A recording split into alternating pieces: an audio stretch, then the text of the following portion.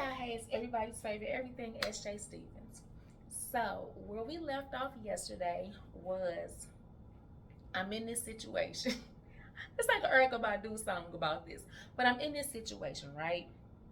And it's like, do I continue to be mad at her and fight her, or do I accept the situation for what it is and just get away from there?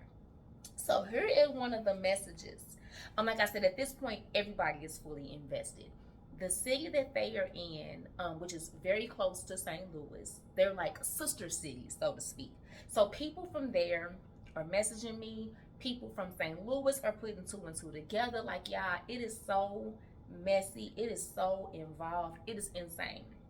So here is a actual text message that one of her friends sent me about the situation. This was on April the 21st. Good evening, love. I don't know why your tribe isn't advising you differently, but you look hella dumb. Going on and on about the old lady that tries to disrupt your peace and you aren't the one to mess with, and you're gonna keep being her favorite's favorite. I absolutely did say that because that's how silly I was. But nonetheless, the amount of energy you are giving to bashing makes you look hurt, and you are only giving her your power. She did what she did for her peace, not to hurt you or his actual girlfriend of 5 years. You want to feel like you won by keeping a man with multiple women, baby mamas, and no money. That's your choice. He is a narcissistic leech with nothing but dick to offer who feeds off of powerful women. If you took the time, you would notice that his three main, including you, are bosses in their own right.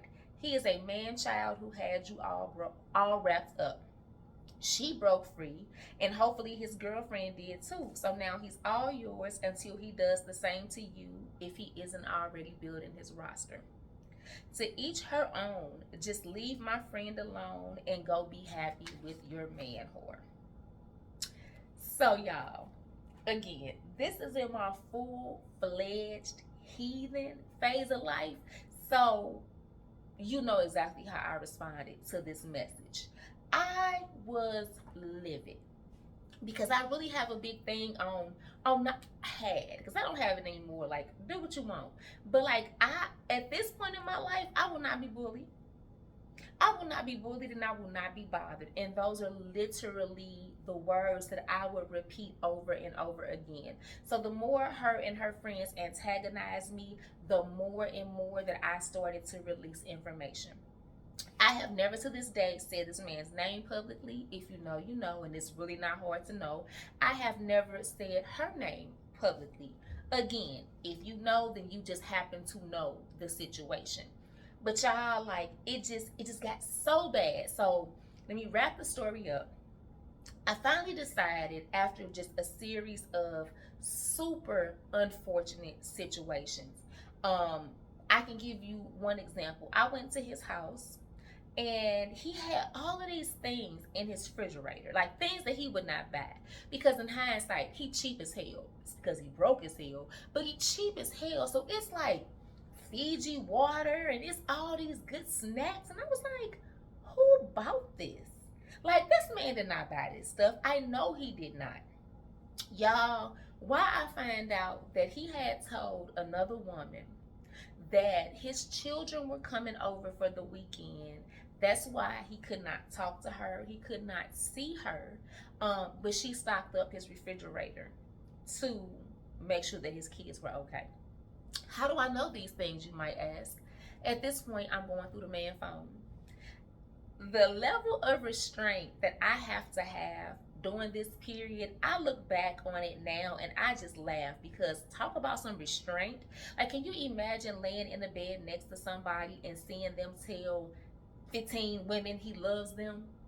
I mean, y'all, it just got so bad. Because here's also the thing, his level of confidence in what he was doing, that man did not even have a lock on his phone.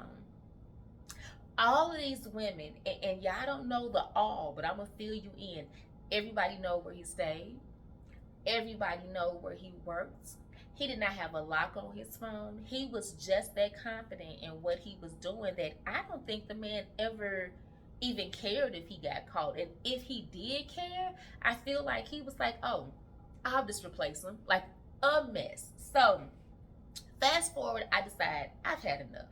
Like, this is draining. I have proved my point. Again, hindsight, what point was I proving? But again, I'm 41. I don't know no better, which is sad because I was 41. But, so I devised this plan, y'all. I am going to go up there one last time, and I am just gonna soak him in. I'ma let that be the last time. No more contact, clean turkey, right? So I make this decision, and then just so happened his grandfather passes away. I am at his home when he gets the call. His grandfather passes away. The funeral just happens to fall on Mother's Day weekend. So even though I got this plan in my mind, I don't want to do anything now because he needs me, right? Like, I'm his girlfriend. He needs me. So I'm like, okay, push the plan back, no big deal.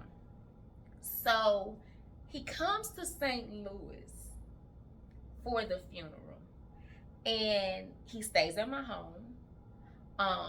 I do not go to the funeral. Let me be clear, I do not go. But that night, he is pissy drunk, y'all. He like, oh, I'm at the strip club, I'm lost, I'm in East St. Louis. He gives me a ton of excuses on why he does not come back to my home. But again, his grandfather died. They were super duper close. He traumatized. Fine, I guess. I don't know. That Sunday is Mother's Day. He asked me, do you want to come home with me? You know, I really need to get back home. I really want to spend Mother's Day with you. He knew I was not going back with him because I have my own son. Like, I'm like your mama, but I'm not that kind of mama for you. So no, I'm not going back home with you. I'm staying home with my kid. So he leaves. We talk the entire way there. He gets there. I kind of leave him alone. Like, no big deal. You're still processing. So I get a call from his phone. This is, I want to say, that Sunday morning. I get a call from his phone, y'all. It's a lady. It is a woman. The lady is like, is this SJ? I'm like, this is she. Who is this? This is the original girlfriend of like 5 years. She like, I looked at his messages. I wanted you to know he did not come home for any other reason than to spend Mother's Day with me. I'm like, what? The man told me he was going home. He had games because he's a ref. He was going home. He had games, and then he just wanted to, kind of decompress. Remember, he invited me to come back with him. Y'all, why him and the lady had dinner reservations that Saturday?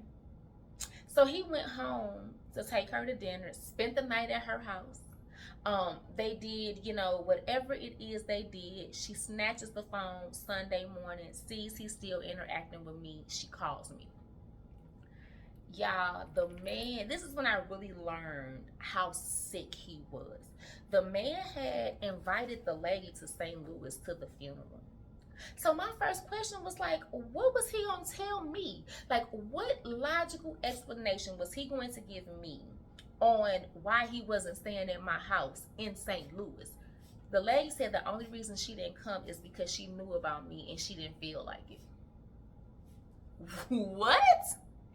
He invited me back to his city with him that day. She said they had been made dinner reservations. Where was the man gonna tell me he was at when he was taking her to dinner, y'all? The man told me he just had a game to ref. So while this lady is like running all of this stuff down, I can hear him in the background. He is going absolutely crazy, y'all. He is kicking on this lady's door, screaming, hollering. She is like, I'm gonna call the police. Her neighbors are coming. It is an entire mess. So eventually, like, she's like, oh, I went through the phone. She's naming all of these other women. I'm like, never heard of any of these people. Like, what are you talking about? She's like, SJ, I'm in this phone. I will send you screenshots. Like, we are not the only ones. At this point, be clear, at least me and her, we think it's me, her, and then the crazy lady. The lady is like, SJ, it's so many women in this phone. I don't even know where to begin. So eventually, she gives him the phone back. He leaves. He called me, y'all.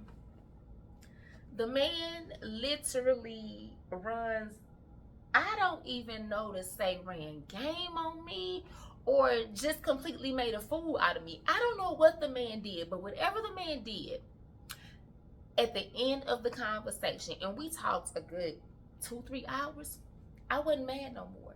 Like, I was completely at peace with the situation. And I said, he is exactly who that original lady said he was. You got to get up out of there. You got to get your silly behind up out of there, because there's no way for this to end safely. It's no way for this to end in a way that ultimately does not damage you in what's the word, in a way that can't be fixed. I can't think of the word right now, but I'm like, yeah, I gotta get up out of here.